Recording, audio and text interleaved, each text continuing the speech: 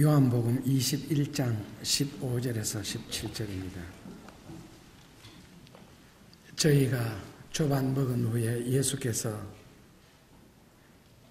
시몬 베드로에게 이르시되 요한의 아들 시몬아 너가 이 사람들보다 나를 더 사랑하느냐 하시니 가로되 주여 그러하외다. 내가 주를 사랑하는 줄 주께서 아시나이다 가라사대 내 어린 양을 먹이라 하시고 또 두 번째 가라사대 요한의 아들 시몬아 너가 나를 사랑하느냐 하시니 가로되 주여 그러하외다.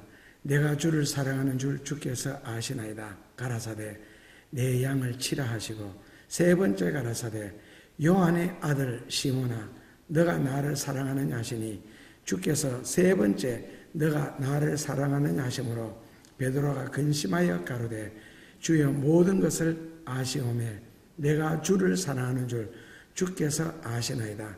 예수께서 가라사대 내 양을 먹이라. 15절에서는 내 어린 양을 먹이라. 이 어린 양이라는 것은 지금은 볼품이 없고 자라는 새사과 같지만은 너가 잘 먹이면은 나중에 성숙한 아주 어른이 될 수 있는 그런 양으로 너가 잘 키워라. 그래서 베드로는 결국 그 일생의 십자가의 마지막 주님을 위해서 거꾸로 달려 죽는데 그 죽기까지 양들을 위해서 최선을 다했다 그럽니까? 거의 목숨을 걸어놓고 양들을 키우는, 그러니까 아주 그 당시에 복음이 들어가지 않은 볼품없는 낱말 그대로 어린 양, 분간도 분별도 못하는 그 어린 양들을 나중에 순교하도록까지 다 헌신할 수 있도록까지 그렇게 목양을 했답니다. 그래서 오늘 본문은 목양에 관한 구절입니다. 세상에는 어려운 일이 많이 있겠지요. 그런데 현상적으로 볼 때는 넘어지는 담을 짚고 반대편으로 넘어가는 게 어렵고 쏟아놓은 물을 다시 담는다는 게 어렵답니다. 그리고 자기가 쏜 화살을 따라가서 붙잡는 거예요. 그런데 자기가 쏜 화살을 따라가서 붙잡은 사람이 있습니다. 김유신 장군입니다. 저희 집이 어렸을 때 우리 고향 동네 이름이 장군동인데 그 장군동 이름이 붙여진 것이 그래서 제가 지금 생각해 보면 직선거리 한 1.5km 정도 되는 굉장히 동쪽에 높은 산이 있는데 거기서 김유신이 장군이 활을 쏘놓고는 맞은편에 있는 산에 있는 나무를 맞추기 위해서 활을 쏘고는 말을 달려서 그 날아가는 화살을 붙잡았대요. 그리고 말이 탁 머문 자리가 그 산에 나무에 맞기 직전에 잡았는데 거기 말 자국이 있다. 그래서 장군동, 제가 어릴 때 다닌 교회가 장군교회. 근데 날아가는 화살도 붙잡는 거 봐요. 이건 현상적인 거고 지금 세 가지는요. 그 다음에 어려운 일이 세 가지가 있답니다. 인격적인 부분에서요. 첫째로는요. 모욕을 참는 일요. 둘째로는 비밀을 지키는 일. 셋째로는 시간을 낭비하지 않는 일이라고 합니다. 인격적으로는 모욕을 참는 것, 비밀을 지키는 것, 시간을 낭비하지 않는 것. 어렵다 그러는 말은 할 수 없다는 뜻이죠. 그런데 그것을 하는 사람은 인격적인 사람이고 훌륭한 사람이라 그러고 성경적으로는 세상적으로는 성자의 반열에 들어갈 수 있는 소지가 있는 사람이고 그 차원을 넘는 사람을 도인, 즉 진리를 가진 사람이라고 합니다. 저희들은 거꾸로 됐잖아요. 진리부터 가져놓고는 그런 것이 안 되니까. 원래 그거부터 된 후에 진리를 터득하게 되어 있거든요. 인격적으로는. 그래서 진리부터 가졌는데 그런 것이 인격적으로 안 되니까 이제 동경대 총장을 지냈던 그 가가와 도요이코 같은 경우에는 예수를 믿기 전에 복장부터 고쳐라. 즉 교양이나 인격부터 먼저 갖추고 그 다음에 그 가슴에 복음을 담아야 그 복음이 아름답게 귀하게 꽃피고 열매를 맺을 수 있다. 그렇게 했습니다. 그런데 오늘 베드로는 3년 동안 예수님과 함께 다녔는데 결국 예수님은 그 제자들에게 배신을 당하고 그리고 병을 고쳐준 사람들에 의해서 십자가에 못 박으라는 소리를 듣게 되고 기적의 떡을 먹여준 관중들에 의해서 오히려 빌라도 광장에서 배신을 당하는 모습을 볼 수가 있습니다. 분명 모욕입니다. 그리고 뺨을 때리신다든지 침을 뱉는다든지 하는 이런 엄청난 모독들, 그것을 예수님은 다 견뎠습니다. 물론 쉽지 않은 일이죠. 그럼에도 불구하고 부활하신 예수님은 손에 못자국을 지닌 채, 발등에 못자국이 있는 채 그렇게 부인했던 제자들을 포기하지 아니하시고 찾으러 다니십니다. 찾으러 간다 그라는 말을 쫓아간다, 찾아간다 했을 때 영어로는 팔로우업이라고 하는 말은 다른 말로는 따른다, 추적한다 하는 뜻입니다. 그래서 추적자라는 영화를 보면은 주인공이 원수를 갚기 위해서 끝까지 추적하는 모습이 나오고, 도망자라는 영화를 보면은 끝까지 추적당하는 내용이 나옵니다. 한쪽은 추적자는 추적하는 내용이고 한쪽은 추적당하는 내용입니다. 그러니까 제목도 하나는 추적자, 하나는 도망자가 되겠죠. 그런데 결국 성경도 추적자가 있고 도망자가 있습니다. 하나님은 추적자고 예수님도 추적자고 그리고 인간은 도망자가 됩니다. 그런데 예수님의 추적이나 하나님의 추적은 한 영혼을 위한 은혜의 추적이고 복을 주시기 위한 축복의 추적이고 선택한 영혼을 살리기 위한 사랑의 추적입니다. 그래서 예수님이 이 추적을 해서 붙잡힌 자들, 우리 입장에서는 붙잡힌 자들은 하나님께 행한 모습과 하나님이 자기를 향한 사랑을 깨달은 후에 통에 자복하게 되고, 그 다음에 뉘우치고, 그 다음에 하나님의 사랑과 큰 은혜를 체험하고, 그 다음에는 대체로 사명자들이 됩니다. 죄를 짓는다 그러는 것은 사람의 공통된 모습입니다. 죄를 지었을 때 우리는 어떻게 처신을 해야 됩니까? 죄를 지었기 때문에 진리를 떠나야 되고 예수님께 가까이 갈 수가 없고, 그 죄 때문에, 그 가책 때문에 주님 앞에 기도하는 것도 부끄럽고 예수님 사랑합니다라는 말조차 한마디 할 수 없는 그런 식으로 살아야 되느냐?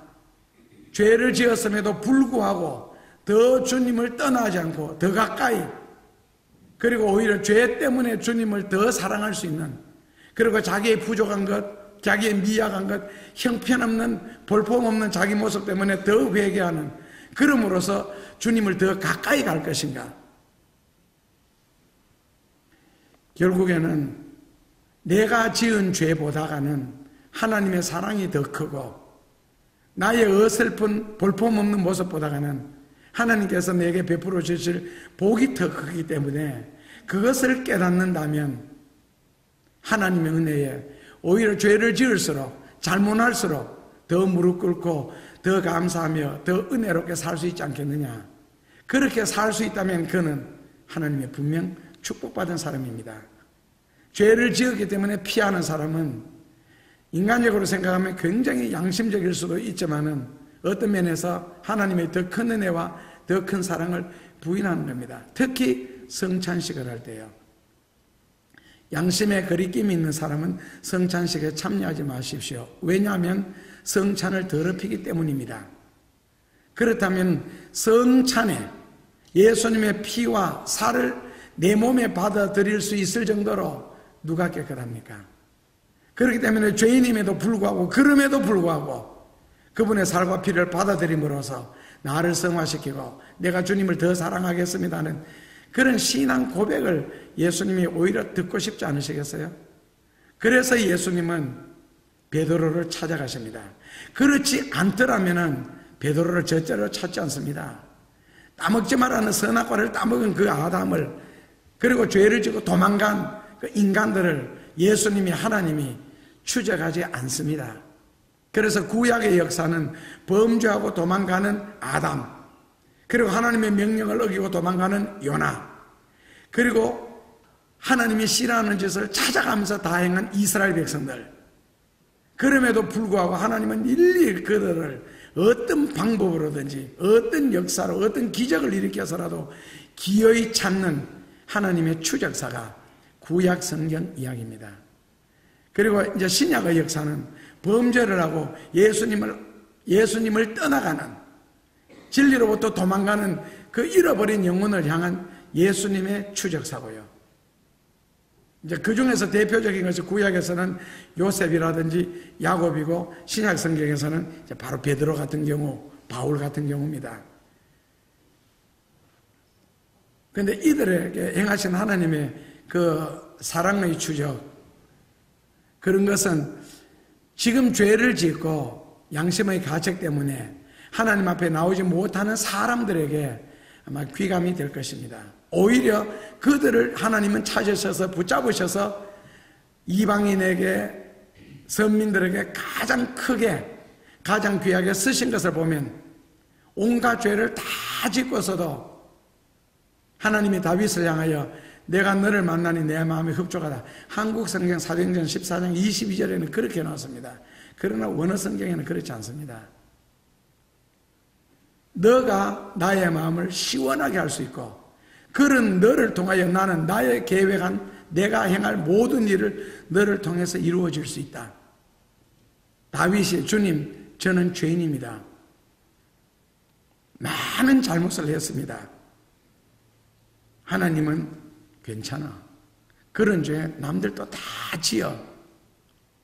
그러나 나를 향한 너의 마음이 특별하기 때문에 그 중심을 보고 내가 너를 택하여서 너를 축복하고 너를 통해 이런 일을 하는 것이지, 너가 죄가 적기 때문에, 너가 깨끗하기 때문에 넌 아니야. 내가 괜찮아. 결국에는 죄인들에게 소망을 줄 수 있는 것. 다윗이 그런 죄를 지었음에도 불구하고, 모세가 살인했음에도 불구하고, 아브라함이 2번이나 아내를 팔아먹었음에도 불구하고 그런 것이 아닙니다. 그렇게 따지는 것은 이제 율법이지요. 그리고 하나님을 율법의 하나님으로 만들어버리는 거고, 그 율법을 완성시켜 주는 것이 로마서 13장 8절에 보면은 사랑이라 그랬습니다. 그래서 율법을 주신 이유는 우리를 죄인으로 깨닫게 하는 것이고, 사랑이라는 것을 통해서는 구원을 시키는 것이거든요. 그래서 하나님의 사랑을 부인하는 행위가 그렇게 따지는 겁니다. 야곱 같은 경우에는 자기의 어떤 야심을 이루기 위해서 수단과 방법을 가리지 않았습니다. 그래서 야곱이라는 이름이 붙여졌습니다. 수단과 방법을 가리지 않는, 야비한, 하여튼 그런 뜻이 있습니다. 야곱은 누구를 속였어요? 부모, 그 다음에는 형제, 심지어는요 아내까지도 이용의 대상으로 삼았습니다. 나의 어떤 소욕을 이루기 위해서는 모든 사람은 나의 이용의 대상이다. 자기의 목적을 이루기 위해서는 이용을 해서라도 내 목적을 이루어야 된다는 겁니다. 그러니까 거기 한번 당해보면은 야곱처럼 수십 년씩 지나도 칼을 갈고 언젠가는 내가 반드시 너를 죽이리라. 그렇게 결심을 하고 20년씩 기다리는 사람도 있고, 아니면은 그 야곱의 장인 같은 경우 라반입니까? 성질이 급한 사람들은 지금 당장 낙타를 타고 달려서라도 뒤쫓아갑니다. 그래서 야곱을 붙잡습니다. 아니면 성품에 온순한 사람들은요 속으로 다짐하겠죠. 다음부터는 당신 같은 인간에게 절대로 내가 안 당해. 그리고 협조하지 않아. 그리고 나 평생에 너를 상대하지 않을 거야 라고 결심을 하겠죠. 그런데 야곱 속에는 하나님을 향한 귀한 소망과 부모님으로부터 물려받은 축복의 기도라는 유산이 있습니다.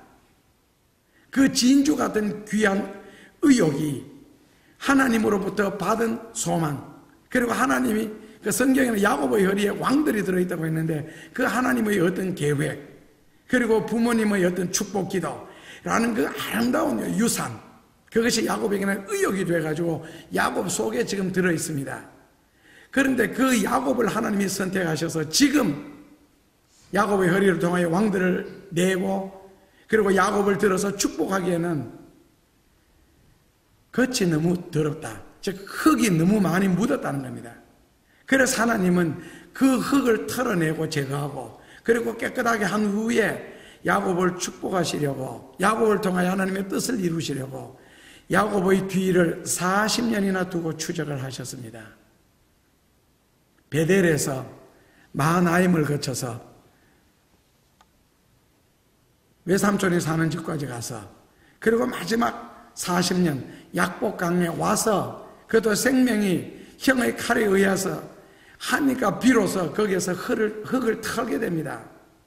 흙을 다 털게 됩니다. 거기서 야곱은 비로소 못된 고집, 자기의 어떤 교활했던 수단들, 거짓, 이런 낡은 야곱이 약복 강에서 기도를 통하여 회개하면서 부서지기 시작했습니다. 그런데도 그 기도를 하면서도 자기의 어떤 목적을 이루기 위해서 하나님 이루셔야 됩니다. 주셔야 됩니다. 라고 했지만 결국에는 진리가 타협이 없기 때문에 진리를 끌어들여서라도 이용을 해서 내가 살려고 노력하던 야곱이 결국에는 진리예로 회개를 하자 하나님의 강한 은혜를 체험하게 되고, 그리고 응답을 받게 되고, 그리고 삶이 뒤바뀌어지는 귀한 변화의 역사가 거기서 일어나죠. 그 경험을 통해서 결국 하나님을 만나게 되고, 이 만남을 통해서 야곱을 통해서 하나님이 하실 귀한 일들을 하는 모습을 볼 수가 있습니다. 그렇기 때문에 부름을 받은 일에는, 부름을 받았으면 그 다음에는 흙을 털어버리는 작업이 반드시 있습니다. 그게 바로 야곱과 같은 추적사고, 그 다음에 반대도 있습니다. 요셉 같은 경우요. 하나님이 요셉을 추적했습니다. 30년을요. 요셉에게는 흙을 털기 위해서 추적하신 것이 아니고, 요셉의 성품이 너무 아름답고 깨끗하고 순수하고 너무 부드럽습니다. 그런 요셉을 하나님이 애굽에 데리고 가서 그 당시에 동남아시아, 서남아시아, 아프리카까지 굶어가는 모든 백성들을 살리기 위해서 수많은 사람들을 대해야 될 텐데, 그 수많은 사람들의 온갖 성격들, 인격들 다 대하기에는 너무 부드럽다는 겁니다. 너무 약하고. 그래서 이 야곱을 강하게 만들기 위하여서 하나님은 야곱을 추적하기 시작하시죠.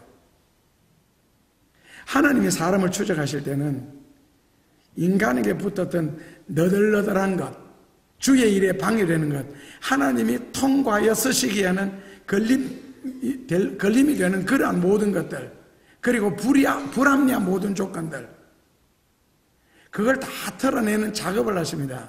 그리고 하나님이 이제 역사하실 수 있는 통로를 만드는 거죠. 세상에서는 그렇잖아요. 가장 좋은 학부를 하고 심지어는 대학을 다니고 그 다음에 학위까지 다 받은 사람으로부터 시작해서, 요즘에는 그렇지 않지만 우리가 군대 갈 때만 할지라도 국민학교를 졸업하지 않는 사람까지 다 모읍니다. 훈련소에. 그래 놓고는 세상에서 가졌던 계급장부터 없던 모든 것 다 필요 없고 군대형 인간을 만드는 겁니다. 약한 자는 강하게 만들고 강한 자는 군대에 맞는 인간으로 다시 약하게 만들겠죠. 그래서 야곱처럼 강한 사람은 하나님이 부수는 작업을 하셨고, 요셉처럼 부드러운 사람은 강하게 하는 작업을 하셨습니다. 그런데 이 두 작업 다가 쉬운 것은 아니었지요. 만약에 우리 자신이 하나님의 추적을 피해서 어떤 곳으로 도망갈지라도 하나님이 한 번 택한 백성은 요한복음에 보면 절대로 포기치 않을 뿐만 아니라 내게서 빼앗을 자도 없느니라. 결국 도망가는 것은, 하나님으로부터 우리가 도망가는 것은 좀 부드러운 말로 하면 세상 속으로 도망가는 거고, 좀 성경적으로 한다면 마귀 안으로 도망가는 거거든요. 그 다른 외에는 피할 길이 없습니다. 그런데 하나님이 자기가 피를 흘려 죽어가면서까지 택한 받은 영혼을 마귀에게 빼앗기겠어요? 세상에 버려두시겠어요? 그러니까 하나님은 추적을 합니다. 어떤 방법으로든지 추적하십니다. 그래서 흙을 털어내는 과정을 작업하십니다. 그러니까 그 과정 속에서 야곱은요, 결국 허리 뼈가 위골되는, 그리고 죽을 고비를 여러 번 넘겨야 하는, 인간의 능력의 한계를 수도 없이 느끼게 하는, 그리고 사람들로부터 많은 미움까지도 받게 하는 그 과정을 통해서 흙을 털어내셨고, 요셉 같은 경우에는요, 강하게 쓰시려고 하고 귀하게 쓰시려고 하고 크게 쓰시려고 하니까 형님들로부터 죽을 뻔한, 일단 생명을 포기하도록 만드는 체험과, 그 다음에는 억울하게 팔려가서 종살이를 하는, 그리고 누명을 뒤집어 쓰는, 그리고 마지막에는 감옥까지 들어가는, 우린 뭐 산전수전 다 겪는다 그럽니까? 그런 억울한 일을 다 당하면서도 속으로는 하나님을 의지하도록 만들고 결심하도록 만들고, 결국 그 결심이 강하게 요셉을 만들었습니다. 그래서 우리에게 있어서도 하나님이 한번 먼지를 털기 시작하면은 밤새 통곡할 수도 있고 괴로워할 수도 있고 힘들 수도 있습니다. 그런데 그 털어내는 과정 속에서 내가 그 어려움, 환난, 누명, 요셉 같은 경우는 감옥, 야곱 같은 경우에는 뼈가 위골되는 그런 어려운 일에 내가 소화가 되느냐, 소화를 시키느냐에 따라서 정반대의 현상을 일어날 겁니다. 신앙생활하는 데도 마찬가지입니다. 그래서 사울 왕이나 발람 선지자나 게하시나 가룟 유다 같은 경우에는 결국 소화를 당했죠. 그래서 버림을 당하는 겁니다. 그러나 바울이나 아브라함처럼 베드로처럼 이런 경우들은 소화를 시켰기 때문에 결국 복을 받는 사람이 될 수가 있었습니다. 굉장히 중요합니다. 그래서 독수리 같은 경우에는 책에 보면 그런 이야기 나옵니다. 태풍이 불어오기 전에 상당하게 오래전부터 몸을 바위에 비빈대요. 그래서 낡은 털, 흰 못을 털, 빠질 털들은 다 뺀답니다.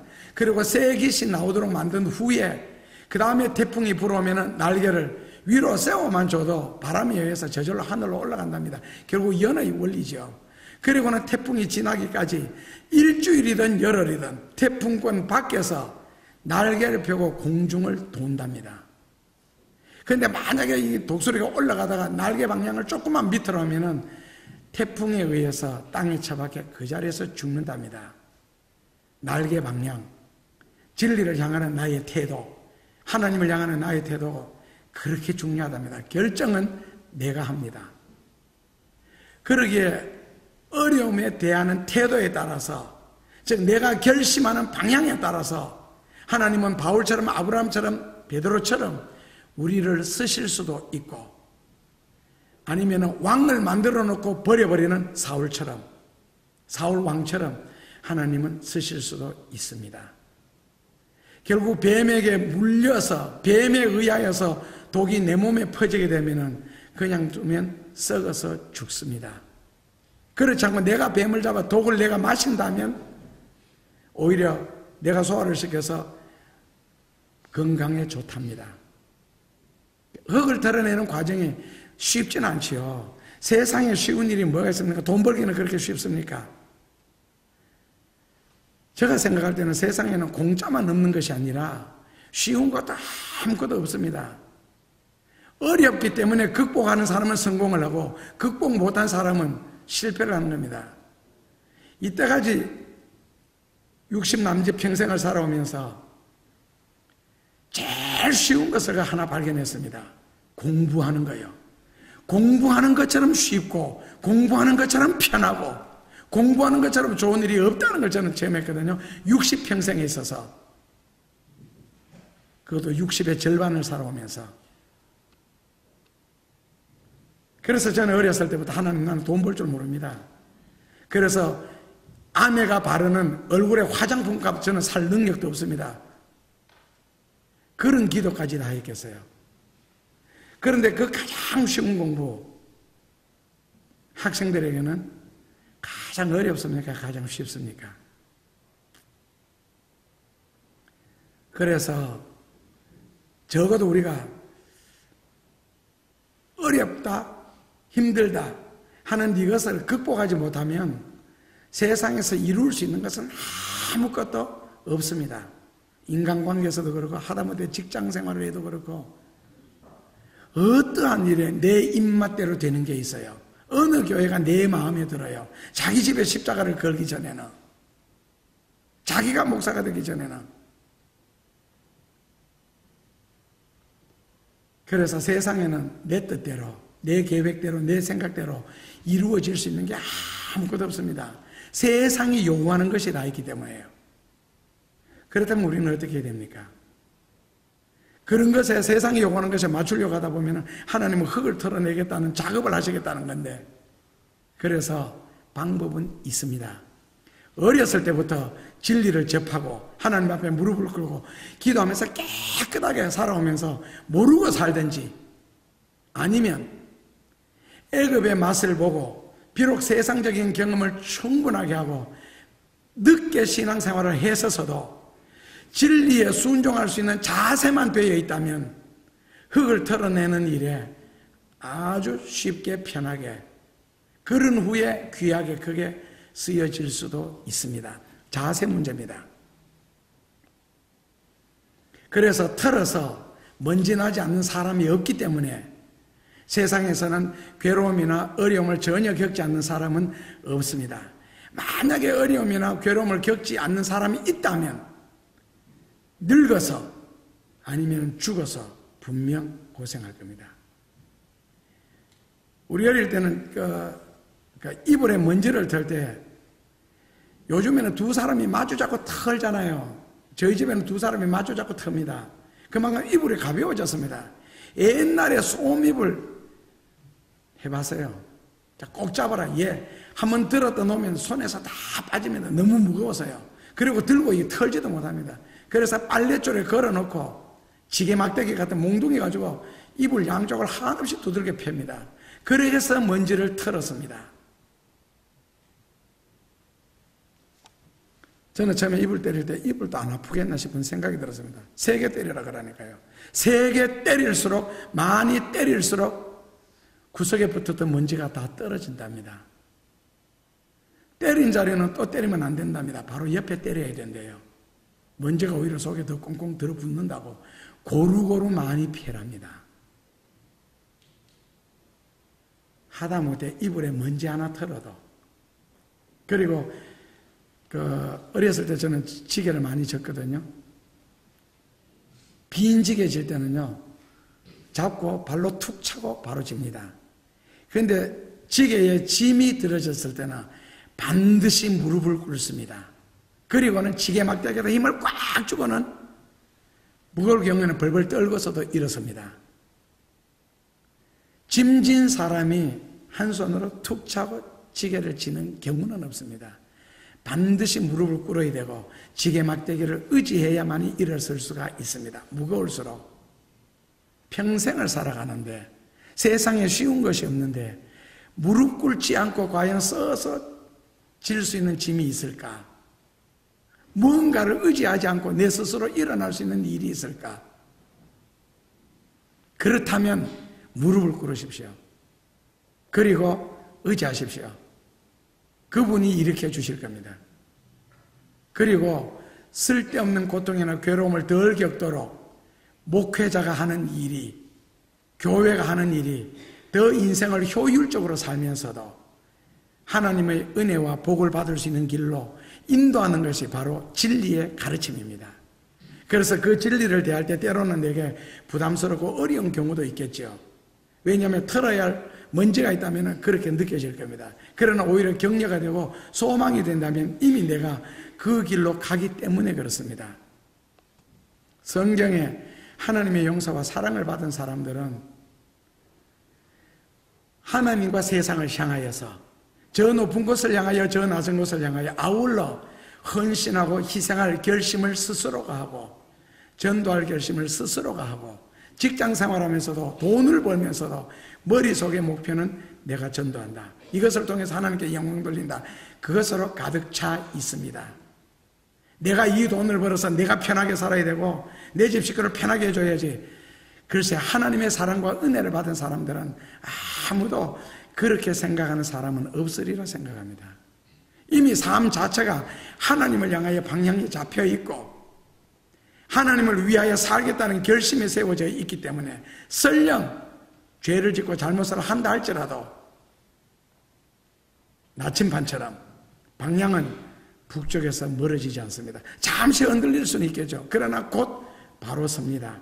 모든 의식구조나 사고방식이나 삶의 태도가 내가 돈을 벌든 전도지를 한 장 들고 밖에 나가든 선물로 하나 들고 누구 집에 찾아가든 하나님을 위한 것으로 자리가 잡혀있기 때문에 그렇습니다. 그래서 소금의 맛을 내고 설탕 맛을 내며 살아가는 거죠. 어떤 사람은 설탕 맛을 내겠고 어떤 사람은 소금의 맛을 내겠고 각각 다른 맛이 있지 않겠어요? 음식이 다 달면은요, 요즘에는요 제3세계 가도 제가 커피를 안 마시니까 커피 이름을 잘 모르겠는데 그런 어떤 이름 있는 커피 브랜드라고 합니까? 별벌레 뭐 그런 스타벅스라 하던가 하여튼 그런 똑같아요. 전 세계적으로 커피 맛이 음식 맛이 지금 전 세계적으로 거의 달라지고 있습니다. 그런데 저는 고기를 구울 때나 뭐 음식을 할 때 꿀 넣고 설탕 넣고 당근 넣는 거 저는 굉장히 싫어하거든요. 고기는 고기 고유한 맛이 있어야 되고 된장은 된장의 고유한 맛이 있어야 되는데 거기도 설탕 넣고 이쪽에도 꿀을 넣고 고기에도 꿀을 넣으면은 다 단맛밖에 없잖아요. 그렇다면은 그래서 다른 맛이 그냥 순수한 맛, 자연의 맛. 그냥 오이 땄으면 오이 따가 그냥 된장에 찍어 먹는 그 맛. 고추도 그냥 된장에 찍어 먹는 그냥 고추 맛을 느끼고 싶지 거기다 설탕에 재가지고 저는 그런 고추나 오이를 먹고 싶지 않거든요. 요리된 음식 있잖아요. 그러니까 사람마다 사는 방법이 다르고 생각이 다 다릅니다. 그러나 목적은 같습니다. 그래서 예수님이 우리를 너는 소금이다, 뭐 빛이다. 그 비유한 것은 시인자들을 상당하게 높게 평가해 준 겁니다. 소금이 된다는 것도 그렇고 빛도 그렇고 다 자기 파괴잖아요. 자기 녹이는 거. 녹았기 때문에 어디든지 스며들 수가 있는 거예요. 내가 녹았기 때문에 누구든지 접촉을 할 수 있는 거고. 그래서 시인자다운 맛, 남을 위해 사는 맛, 섬기며 사는 맛, 섬기기 위해 사는 이 맛을 내기 위해서 자신이 녹는 것이고 무아의 맛을 내는 것이고 거기에서 신비의 세계를 체험하는 것이고 하나님의 능력과 기적을 체험하는 장소가 될 겁니다. 그렇게 인도하는 것이 목회자의 역할이고요. 그래서 소금이 녹아졌기 때문에 누구와도 자유로운 접촉을 할 수 있고 어떤 환경에서도 퍼져나갈 수가 있는 바로 시인자다운 맛, 여기에 인생의 맛과 멋이 아울러 깃들리라 생각합니다. 그리고 그곳에서 하나님의 형상을 닮은 나를 발견하게 될 거고 내가 무엇 때문에 살아야 된다는 인생의 사명도 발견하게 될 겁니다. 때려놓고 짭짤한 맛 때문에 인생이 만나고 역사가 썩지 않는 내가 거한 그 장소, 그 직장 거기에 썩지 않는 그럼의 보람의 맛을 함께 느낄 수가 있을 거예요. 그래서 녹아져 본 사람만이 바로 소수의 창조자가 누리는 아주 엄숙하고 거룩한 맛을 체험하게 될 겁니다. 만약에 그 맛을 상실하게 될 때 아마 버림을 당하게 될 겁니다. 그래서 사람들이 밟고 지나가는. 그런데 나의 형상이 사라졌을 때 하나님의 형상을 발견할 수가 있고 내가 드디어 하나님의 협조자, 진리의 협조자가 되었구나 하는 것을 깨닫게 됩니다. 한 영혼을 예수님께 접붙인다, 예수님을 믿게 한다는 것은 절대로 쉬운 일이 아닙니다. 나무를 접을 붙여보면은 소나무 같은 경우에는 95%가 죽습니다. 장미 90%가 죽습니다. 국화 95%가 삽니다.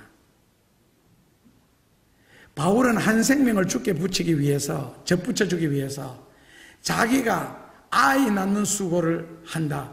갈라디아서 4장 19절에 그려놨죠. 그 정도로 해야 한 생명이 죽게 붙는데 그냥 이렇게 말 한마디, 설교 한마디 가지고 한 생명이 죽게 굳게 붙으리라고 한 주에 한 번씩 이렇게 설교 듣는다고 저분이 완전히 그리스도인이 될 거다. 그런 꿈에서는 깨어나라는 겁니다. 성경에서는요. 그래서 그 한 생명을 위하여 정말 무릎을 꿇고 해산하는 수고가 어떤 것인지는 잘 모르겠지만은 하여튼 구경 안 보러 보면은 그 정도 고통을 당해야 비로소 한 영혼이 그리스도인으로서 하나님의 자녀로서 태어난다는 거지요. 교인들이 믿음이 없다, 열심이 없다, 얼마나 섬기며 사느냐 질문하기 전에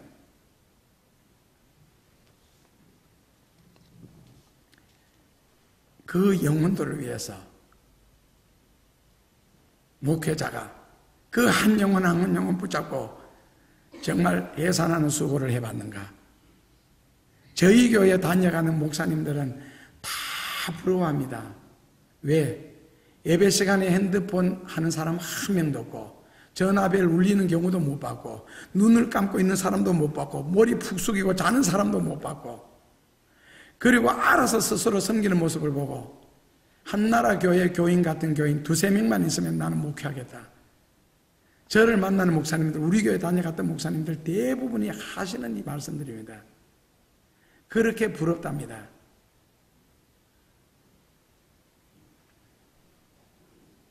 그냥 나중에 농담 삼아 이야기하죠.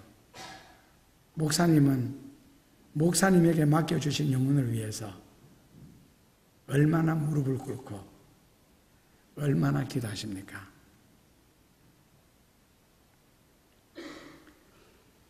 그들을 위해서 울어보았고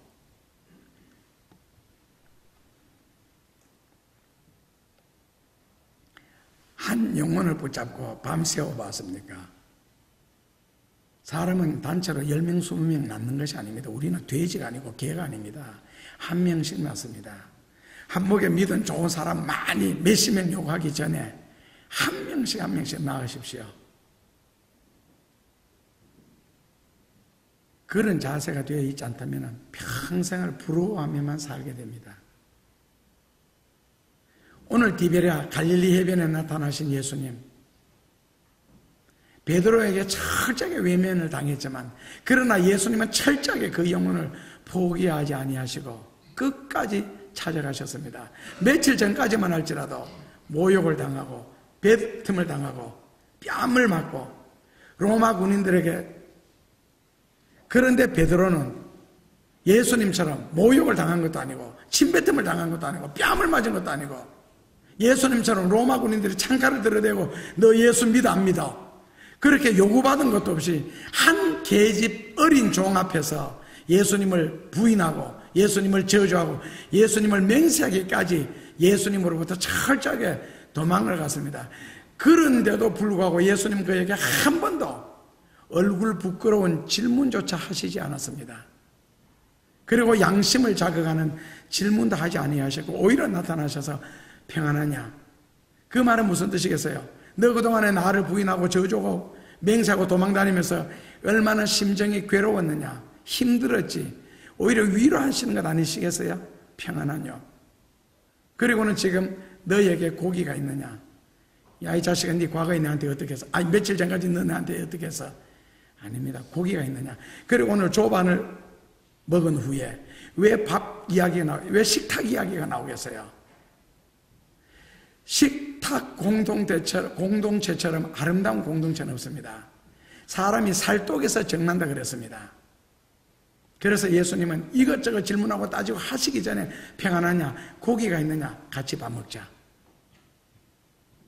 그리고는 고기를 장작 불에 구우시지요. 그러면서 물으시죠. 너가 나를 사랑하느냐고. 너가 나를 사랑하느냐? 너가 나를 사랑하느냐? 왜 3번 질문했겠어요? 그래서 베드로가 예수님을 3번 질문했기 때문에, 3번 부인했기 때문에 예수님도 3번 질문하지 않으셨겠느냐? 라고 해석하는 경우도 있습니다. 만약에 그렇다면은 그는 율법이고 따짐입니다. 3번 부인했기 때문에 3번 질문했다고 저는 생각하지 않고 3이라는 숫자의 의미를 아시잖아요. 확인하는 거예요. 확신. 그런데 베드로의 생애에 결정적인 3번 잘못은 했지요. 겟세마네 동산에서 예수님이 피땀 흘려 기도하실 때에 너희들 자신들도 기도해라. 그럴 때 그 자리에서 베드로는 잡니다. 심지어 예수님이 깨우는데도 또 잡니다. 나중에 돌을 던지면서 깨우는데도 또 잡니다. 기도해야 할 시간에 기도하지 않자 결국 시험에 빠졌습니다. 예수님을 부인하는, 맹세하고 저주하는. 그리고 가야바 뒷뜰에서도 예수님이 채찍을 맞으며 침뱉음을 당하며 뺨으로 크게 맞는 그 현장에 있으면서도 베드로는 나서지 못할 뿐만 아니라 한 계집 여종 아이가 저 사람도 갈릴리 사람이다. 말을 들어보니까 갈릴리 사투리를 쓴다. 그러자 베드로는 3중 부인을 하게 되죠. 처음에는 부인하고 둘째로는 맹세하고 셋째로는 저주하면서 예수님을 부인하잖아요. 그리고 셋째로는요, 예수님이 내가 살아나면 반드시 갈릴리로 가겠다. 그리고 마지막에는 예루살렘으로 보인다. 누차 약속을 했습니다. 그러면서 한 가지 약속은 뭐예요? 예루살렘을 떠나지 마라. 그럼에도 불구하고 베드로는 3년 동안 수제자로서 그렇게 사랑을 받고 천국의 맛을 보고 하늘의 권세를 누리고 수많은 병자들을 고치고 귀신을 쫓아내고 하면서도 예수님이 말씀하신 약속을 저버리고 소중한 사명을 저버리고 나는 고기를 잡으러 가노라 하면서 다른 여러 제자들까지 동원해서 갈릴리 어부 생활로 돌아갑니다. 베드로가 빌라도 마당 장작불 곁에서 예수님을 부인했듯이 예수님도 지금 불을 피워놓고 고기를 구우면서 베드로에게 신앙과 사랑을 질문합니다. 나를 믿느냐고. 즉 차원 높은 질문이죠. 나를 사랑하느냐고. 그래도 지금 나를 또 사랑할 수 있겠느냐고. 너가 앞으로 나를 사랑하려고 하면 어떤 과정을 겪어야 되는지 알지. 화형, 로마의 고문, 그리고 목회하면서 겪어야 할 수많은 고초들. 여러분들도 그런 농담 다 아시죠? 태국에서 코끼리 울게 하는 시합을 했다는 거예요. 전 세계 사람들 마술사도 모여들고 온갖 사람들 다 모여서 상금이 걸렸으니까요. 그래서 코끼리를 울게 해라. 그럼 어느 나라 사람들 아무리 말해도 코끼리는 눈만 껌뻑껌뻑하고 코만 흔들었지. 그런데 한국 사람 한 사람이 코끼리 귀에다 대고 몇 마디 소근소근 했더니 코끼리가 눈물을 줄줄 흘리더래요. 귀에다 대고 무슨 말 했느냐고 사람들이 질문하니까 네 한국에 가서 목회 한번 해볼래. 나중에는 코끼리 앞발 들기 시합을 또 했습니다. 뭐 온갖 마술소리 온갖 짓을 다 했는데도 코끼리는 그냥 네 다리가 땅에 붙어 있었습니다. 그 사람이 또 나가서 귀에다 대고 한마디 했더니 코끼리가 두 발을 번쩍 들고는 고개를 흔들더래요. 무슨 소리 했느냐니까 한국에 가서 네 개척교회 한번 해볼래.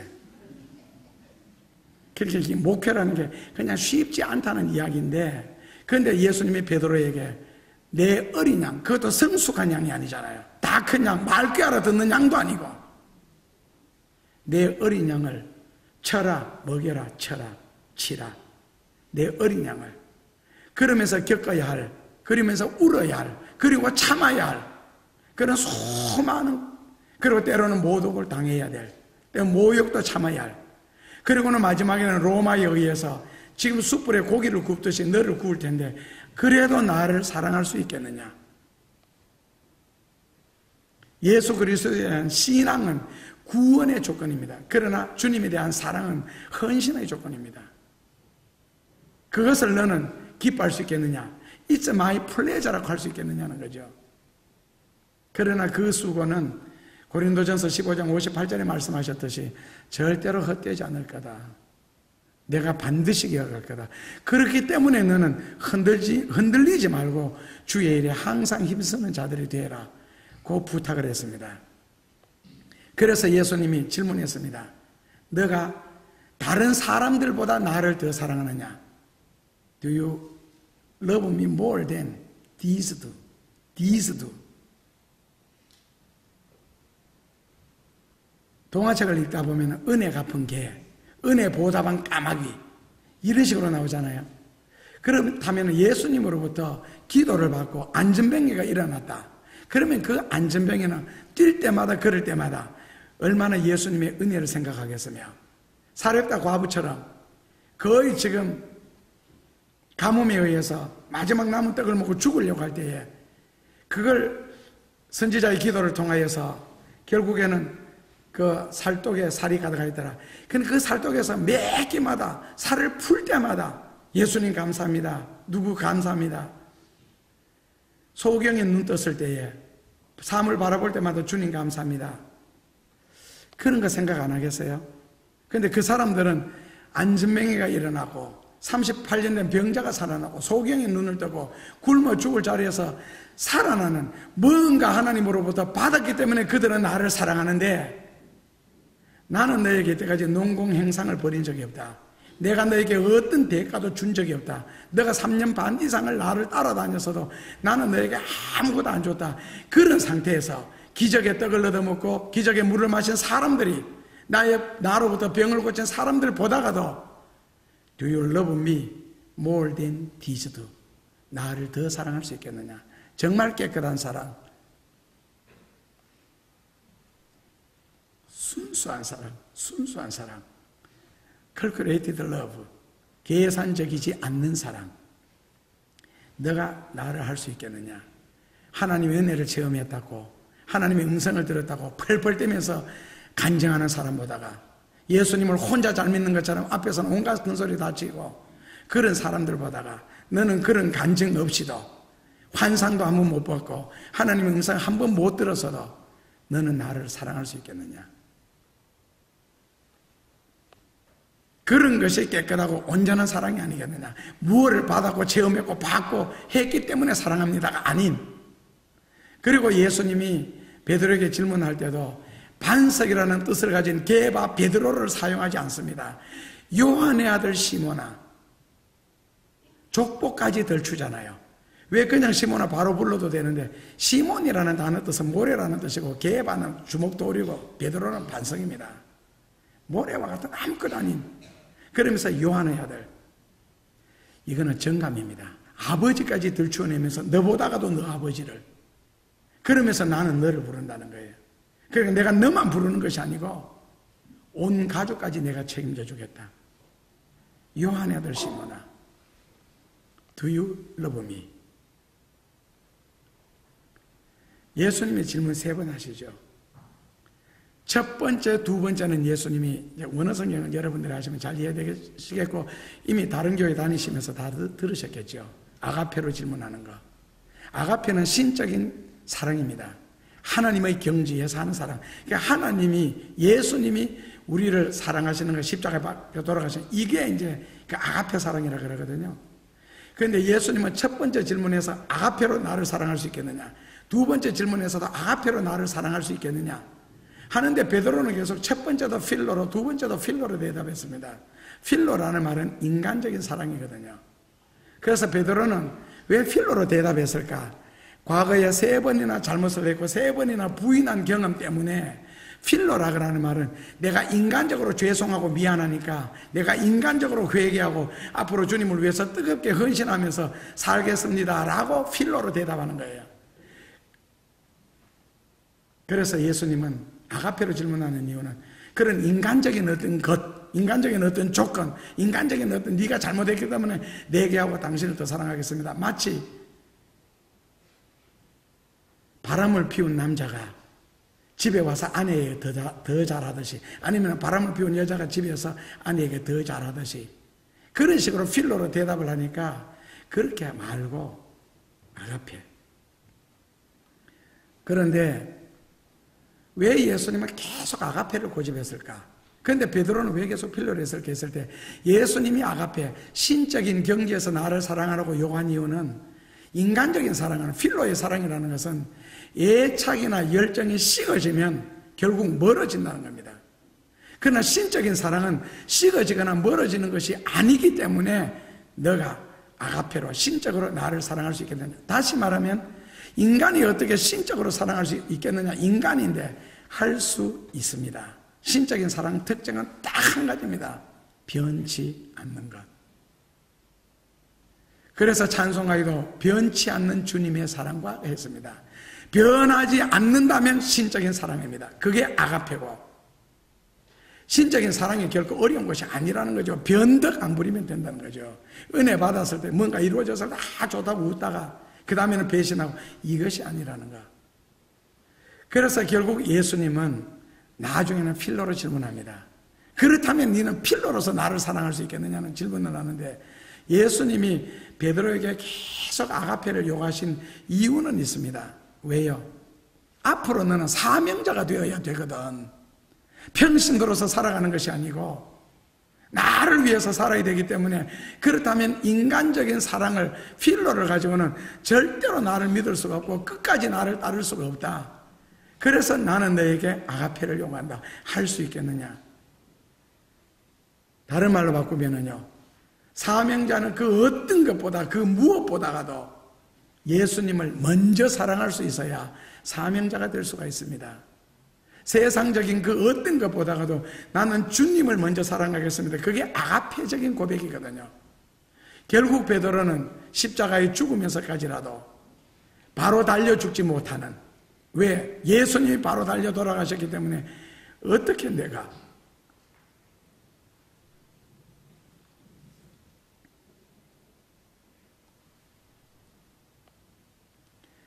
그리고 그 죽기 직전까지 양들을 위해서 최선을 다한, 목숨까지 다 바칠 수 있는, 그러니까 마지막 목숨은 주님께 드려졌지만은 어린 양을 치라고 했기 때문에 예수님의 그 말씀을 따라 어린 양을 치는 일에 그는 목숨을 바쳤던 겁니다. 목회에. 그래서 잠언에 그런 말씀 나오죠. 내 양과 소들에게, 그러니까 너에게 맡겨진 영혼들을 위해서 너는 어떻게 살아라고 했어요. 예수님이 베드로에게 두 번째 질문입니다. Do you love me more than your family and your job? 어려운 질문이죠. 먹고 살기 위해서 일하는데, 가족이 있기 때문에 책임감이 있는데, 그런데 그 가족보다가도, 네 직업보다가도 나를 더 사랑하느냐? 이게 윤리적으로는 도저히 용서할 수 없는 질문이고, 그런 질문을 해서도 안 됩니다, 예수님이. 그럼에도 불구하고 왜 예수님이 그렇게까지 Do you love me more than your family and your job? 까지 요구하셨겠어요? 왜? 예수님의 생각에는, 그러니까 하나님의 요구가 많잖아요. 성경에 보면 아브라함에게 네 자식 바쳐라, 태워 바쳐라, 그것도. 그리고 신약에서 예수님은 너나 너 가족이나 너의 가족이나 뭐 너의 그 어떤 것보다가도, 그리고 네 생명 보다가도 나를 덜 사랑하면 내게 합당하지 않다. 이 엄청난 요구들. 그게 왜 하셨을까? 그런 질문하면 현대인들에게 하나님도 예수님도 외면당하고 미움받을 줄 뻔히 알면서도 왜 하셨을까? 그런데 외면당하지요. 미움당하고 뭐 성경이 이따위야 욕을 얻을 수도 있고. 그러나 그런 질문을 던졌을 때 누군가는 따르는 사람이 있다는 겁니다. 누군가는. 내가 못하기 때문에 남들도 다 안 할 것이다. 아니라는 겁니다. 적어도 예수님은 나로부터 직업도 가족도 내 생명도 다 빼앗는 것처럼 느껴지지만은, 그러나 예수님도 하나님도 한 번도 빼앗은 적이 없습니다. 하나님이 아브라함에게 요구했지만 하나님이 이삭을 그래 구워가지고 바베큐해서 잘 드셔서요. 오히려 더 주시려고, 더 귀한 거 주시고, 갈비뼈 하나를 뺐다면은 아름다운 너의 아내를 만들어 주려고, 더 많은 것을 주시려고. 그래서 예수님이 요구하시는데, 다만 먼저 주시고 해라. 누구든지 할 수 있죠. 그러나 먼저 진리에 순종할 수 있는 사람을 찾으시려고, 너는 너의 가족보다도 너의 직업보다도 나를 더 사랑할 수 있겠느냐? 너에게 속한 것보다도 나에게 속한 것을 위해서 더 사랑할 수 있겠느냐? 순종해 본 사람만이 체험할 수 있는 감추어진 진리, 책상 위에서 이론적으로는 절대로 깨닫지 못하는 체득하는 진리, 순종하는 자만이 느낄 수 있는 진리. 그런데 예수님이 베드로에 대해서 계속 사랑을 질문합니다.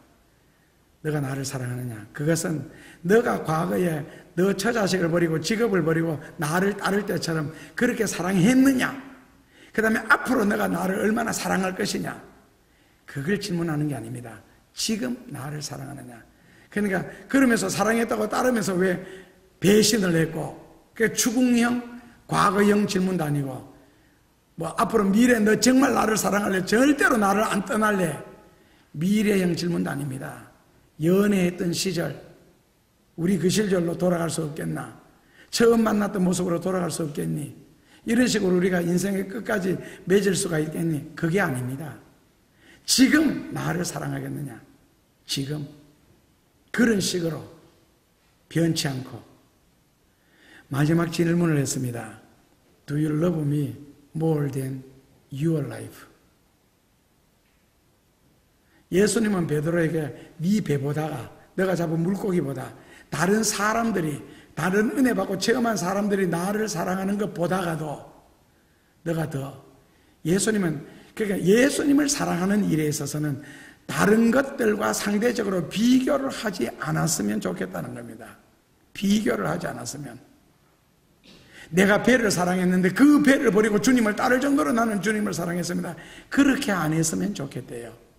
깨끗하고 순수하게 나를 사랑하겠느냐?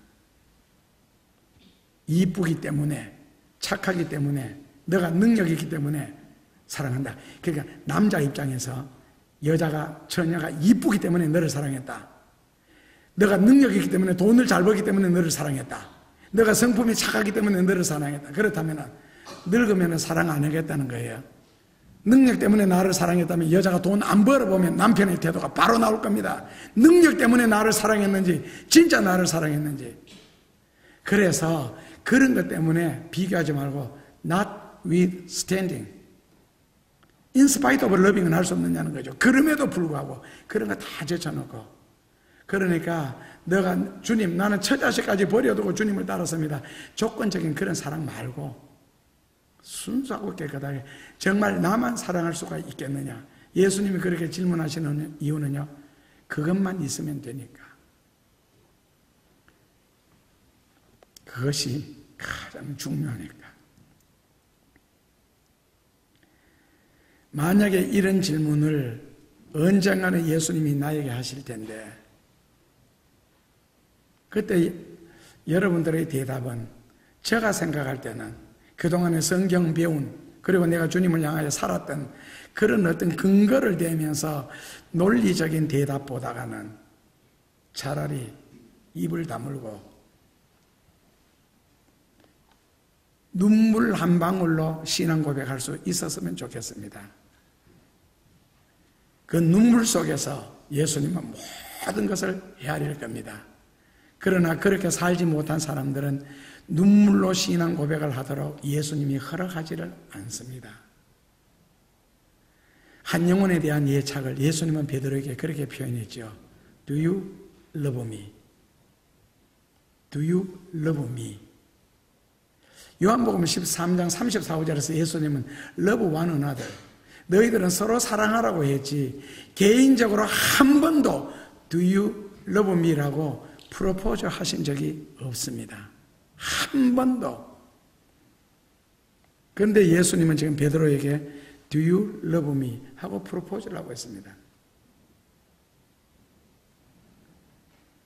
만약에 내 일생에 예수님이 너 나를 위하여 어떻게 살아서, 나는 너를 위하여 내 몸을 주고 내 피를 흘려 내 생명을 다 바쳤거늘 너는 나를 위하여 어떻게 살아서, 찬송의 나연 그대로, 그러한 엄숙한 질문보다가는 Do you love me? 라는 그런 예수님으로부터 프로포즈 받는 그 삶의 순간을 생각하면서, 그 순간이 내게 살 떨리는 순간 아니겠어요? 예수님으로부터 프로포즈 받습니다.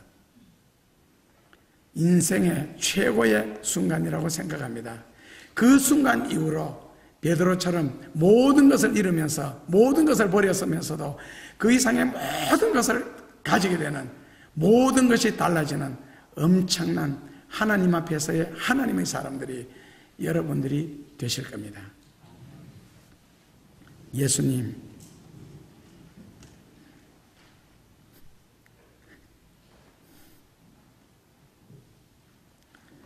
때로는 죄송스러워서, 황송해서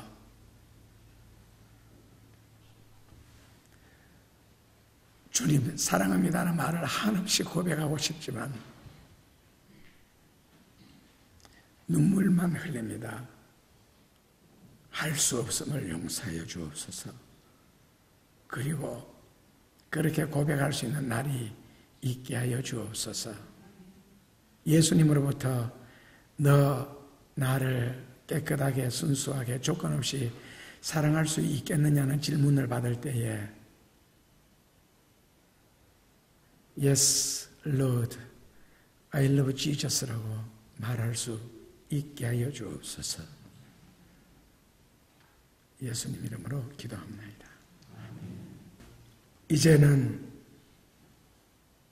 한 영혼을 찾으시려고 40년씩을 두고 추적하시는 하나님 아버지의 사랑과 선악과를 따먹고 숲속으로 도망간 아담을 찾으시려고 십자가 위에 피 흘려 돌아가신 예수 그리스도의 그 사랑과 오늘 이 시간 너가 나를 사랑하느냐는 고백을 들으시려고 우리의 안팎에서 한없이 기도하시는 성령의 아름다운 은혜의 역사가 오늘 그 믿음으로 살려고 결심하거나 예를 쓰는 모든 이들의 가슴 속에, 그리고 주의 영광을 위하여 땀 흘리며 수고하는 삶의 현장 가운데, 그리고 불과 얼마 있지 않아 북한의 교회를 세우시고 죽어가는 영혼들을 구원하시려고 남북 통일을 시켜주실